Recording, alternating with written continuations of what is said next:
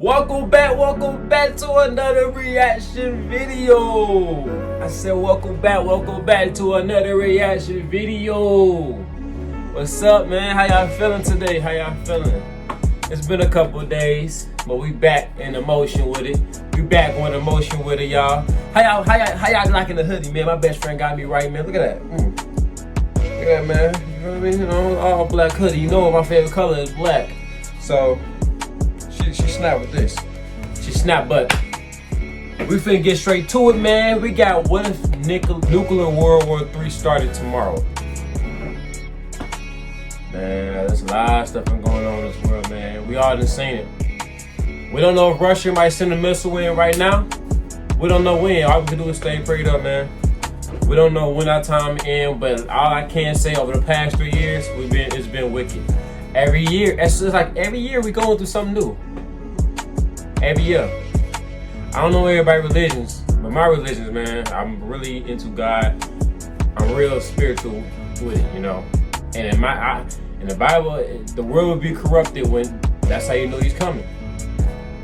So, my advice, everybody just stay prayed up if you believe in that. You know, if you believe in it or not. But we're finna get straight to it, man. We ain't gonna hold it no much in.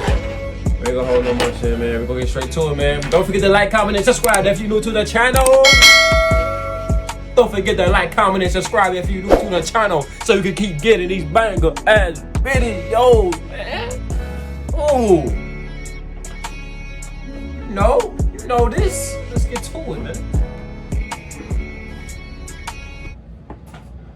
The date is March 4th, 2022, and after years of deliberation, both Georgia and Bosnia and Herzegovina have officially been accepted as full NATO partners. Ukraine now reinvigorates its push for NATO membership, while Russia has for the last 6 months warned. Dang. Accidentally dropped a bomb in somebody else's yard? That's tough. Military action. Alarmed by what it views as encroachment of NATO on its borders, Russia at last responds to the ascension of Bosnia and Herzegovina and Georgia by massing forces on its western border. Russia is gambling that the other NATO nations will reconsider admitting the 2 new members, or at least not be willing to go to war over the defense of brand new members to the alliance. Russia, however, has completely underestimated the solidarity of the alliance, realizing that NATO is in essence a worthless entity unless Article 5 of the treaty is immediately enforced. NATO warns Russia that an attack on one ally is considered an attack on all allies. To reinforce the point, NATO troops are sent into Estonia, Latvia, and Lithuania, the alliance's most vulnerable members given their direct proximity to Russia. Russia, however, sees this as an unacceptable show of force, and the move proves to be the straw that breaks the camel's back. Without warning, Russian armor pours into Latvia and Lithuania, linking up with forces in Kaliningrad. World War III has officially begun. For the first month of fighting, Russian forces push as far west as Poland, but the offensive grinds to a halt as NATO members finish mobilizing and their resistance solidifies. With American troops and equipment making landfall in France and Germany, NATO is now launching vicious counterattacks against Russia's forces in Poland. In the Pacific, the American Navy steamed. They just walking around freely with a detonator in their hands, ready to go. They ready to go. We probably done walk past 1,000 of them, don't even know it, you know? You never know. That's crazy. You know, we always see in the TV shows and stuff like the president had like bombs under their desk, like the big red button under their desk or whatever. But he just said they carried around in suitcases like it's nothing. That's crazy, man. Towards Russia's eastern coast, bringing with it a Marine Expeditionary Force meant to open a second front in the war and split Russia's forces. Russia is faced with a losing proposition and decides to gamble. It authorizes a single nuclear strike against Berlin, betting that while European NATO members may retaliate with their limited nuclear arsenals, the Americans won't risk the destruction of their cities to support their European allies. The date is now April 12th, 0205 hours Zulu. American and Chinese infrared recon satellites both pick up the telltale fiery plume of an ICBM launch from a missile farm in the south of Russia. 2 minutes later, the American president is awoken from his sleep and given the news. Russia has launched a single nuclear device, unknown payload, likely target in Western Europe. The U.S. Air Force's Global Strike Command has for weeks been flying nuclear alert missions with its fleet of B-52 bombers, maintaining a nuclear-armed force in the air 24 hours a day, 7 days a week, as its predecessor, the Strategic Air Command, once did for decades during the Cold War. With the detected launch of a Russian nuclear weapon, a priority flash is immediately dispatched to the airborne forces and alert forces on the ground. Flight crews stationed overseas in Japan, on the west coast of the United States, and in Europe all review their single integrated operational plan, which lays out the exact flight route, refueling track, and targets for each of the bomber crews. Most aircraft have 2 primary targets, with 2 alternate targets to be struck should they be unable to make it to their primary targets. Within minutes, the crews are in the air, and those already on alert patrols immediately set their course for the positive control turnaround point, a pre-planned point near Russia where the air crews will automatically turn around unless they receive an order to strike. At missile sites across the American Midwest, the giant concrete shutters that protect the buried missiles inside their launch facilities are automatically rolled back, and the security forces personnel tasked with defending those sites go on full alert. Their orders are to defend the silos until every missile has been launched, after which they are to escort surviving missile crews out and back to a rendezvous point well away from the missile farm, for these sites will be a priority target for incoming Russian missiles. Inside underground bunkers, missile operators rehearse launch procedures, each man responsible for a group of missiles. The entire system only requires 2 out of 4 of the operators to authenticate a launch order, just in case 2 of the men get cold feet about launching a nuclear Armageddon and refuse their orders. Deep in the Arctic, Pacific, and Atlantic Ocean, I ain't gonna lie, ain't nobody messing with China. Man, they got the numbers, they got the equipment. We get everything from China, so imagine us trying to attack China. And think about it, they give us their equipment and we sell it in the US. So think about the stuff that they have over there that they're not even giving us.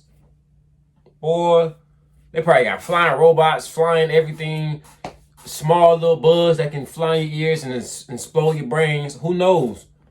They probably giving us the crumbs, and they got the big stuff. They got the full meals. Damn, man. I hope we don't go to war with China. We go to war with China, it's over with. I ain't gonna lie to you. The U.S.'s extremely low-frequency communication system flashes a nuclear alert to America's ballistic missile submarine fleet. Each sub carries 24 Trident missiles, and each missile carries up to 8 independently targetable warheads with a yield of 475 kilotons. America's fleet of hunter-killer attack submarines have for weeks been stalking and eliminating Russia's aging ballistic missile submarines, and the survivors are bottled up near the Russian shore where they can be protected with shore-based firepower and anti-submarine patrols. Now, America's attack submarines set course for Russia's coast, and their mission is to eliminate Russia's surviving nuke boats, though it will cost America's submarine fleet dearly, as Russia's Air Force and Surface Navy fiercely defend their surviving ballistic missile subs. At 0209 hours, the American president is told that the American recon assets have positive confirmation of a nuclear detonation in Berlin. The Russians have fired an older single-warhead ICBM, yet with a yield large enough to completely destroy the city of 3.6 million. On a hotline direct with the Prime Minister of the United Kingdom, the president is told that Britain is already issuing a fire order to retaliate for the attack. The president knows that the attack on Berlin was a gamble by the Russians, who don't believe that the US will risk an escalation and attacks on its own cities to defend Europe. An emergency flash is dispatched by the US's ELF communication system to a lurking Ohio-class submarine currently on station deep beneath the ice of the North Pole. After authenticating the order, the sub breaches through the 5-foot-thick ice and the door on a single dorsally mounted launch tube props open. The navigation system on the Trident II missile located inside the launch tube is activated, and a mission trajectory is automatically loaded into the flight computer. Then, a steam generator ignites a solid-grain rocket motor, which feeds superheated exhaust into a tank of chilled water. The water evaporates and expands, forcing the missile within the launch tube to be launched upwards and out. After which, the first stage motor ignites and the missile screams upward and towards space. An astro-inertial guidance system on board the missile uses star positioning to fine-tune the accuracy of its trajectory, as GPS has long been unreliable due to Russian attacks on NATO satellites. The Russians have bet wrong, and minutes later, 8 475-kiloton warheads detonate over the Russian missile facility which launched the Berlin attack. Simultaneously, a British attack strikes the cities of Ekaterinburg and Novosibirsk, with a population of 1.5 million or 3 million together. NATO has responded in kind to the Berlin attack, and America has both punished Russia's nuclear forces for the attack and shown that it will stand with its allies. In the halls of the Kremlin, a desperate power struggle plays out. 3 million Russians lie dead, and the US has obliterated one of Russia's major nuclear missile facilities, destroying dozens of ICBMs in place. Russian ballistic submarines, considered to be the most survivable element of the nuclear triad, have also... So we had multiple missiles coming at us in the past, but God was on our side, and he was on our side, and he made people rethink their decision on a lot of things. Ain't no telling if they would have followed through with the missiles, where we'd be at right now, or, you know, or what would happen, or we never know. So we, like I said, baby, we gotta be grateful that we still here. Because we still don't know. We still don't know if we going to, we don't even know if we still at war with North Korea. They said they got a full missile to blow the whole United States up. I remember they said that like 2 years ago. They quiet right now. Ain't no telling what they on. They probably team up with Russia and come at us together. We never know.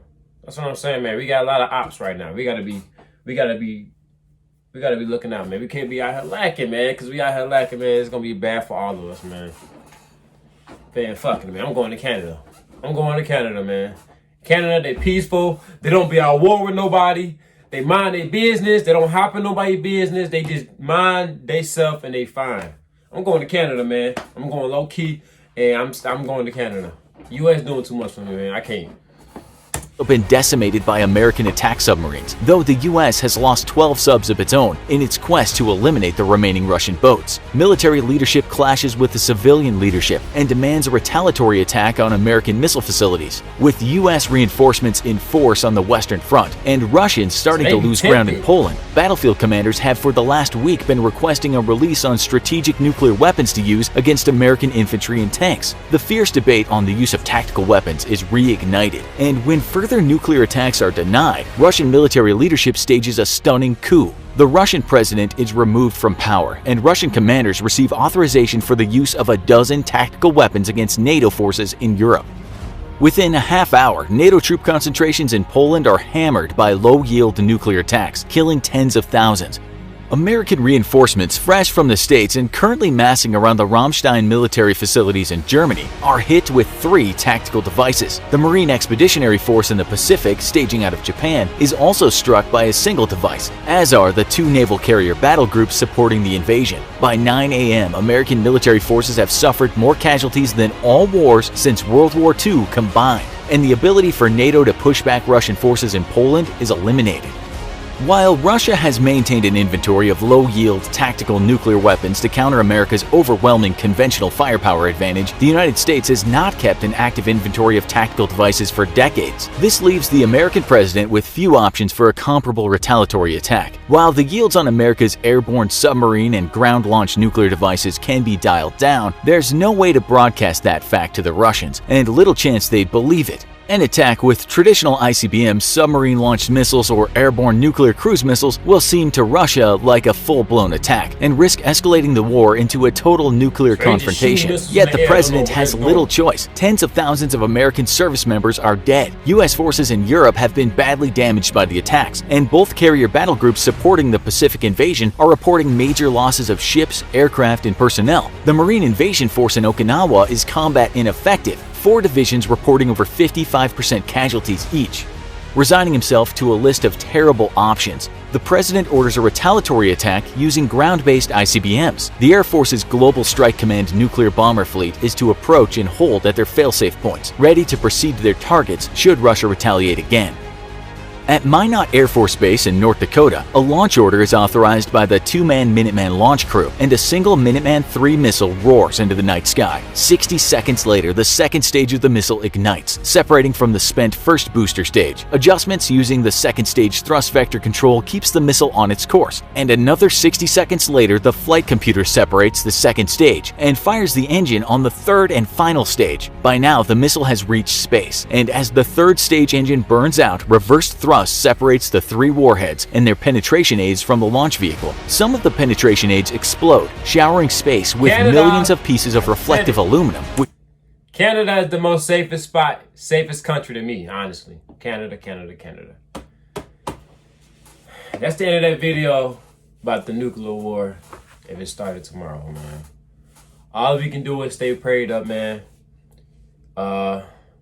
Just to show us, man, we gotta just Be peace with everybody, man. Don't hate the next person. Don't do this and that. Honestly, in my opinion, if I was a head boss of all countries and everything, I'd make them scuffle.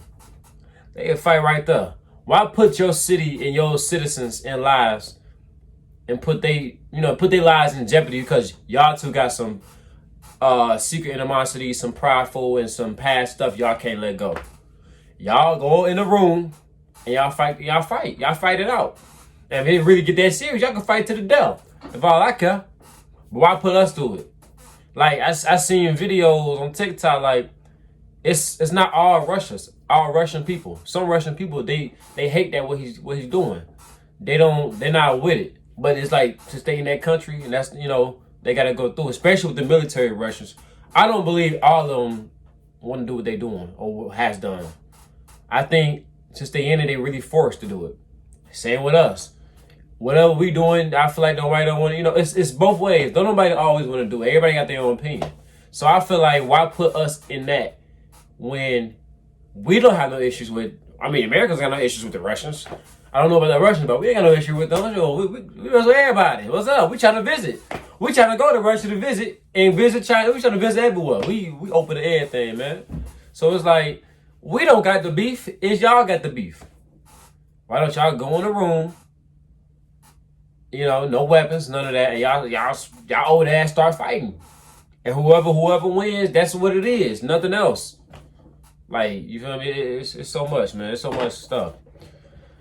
But man, that's the end of that video, man. Don't forget to like, comment, and subscribe to your one and only boy, man. Troy Smooth is in the house. And I'm gonna give y'all the smoothest videos I can.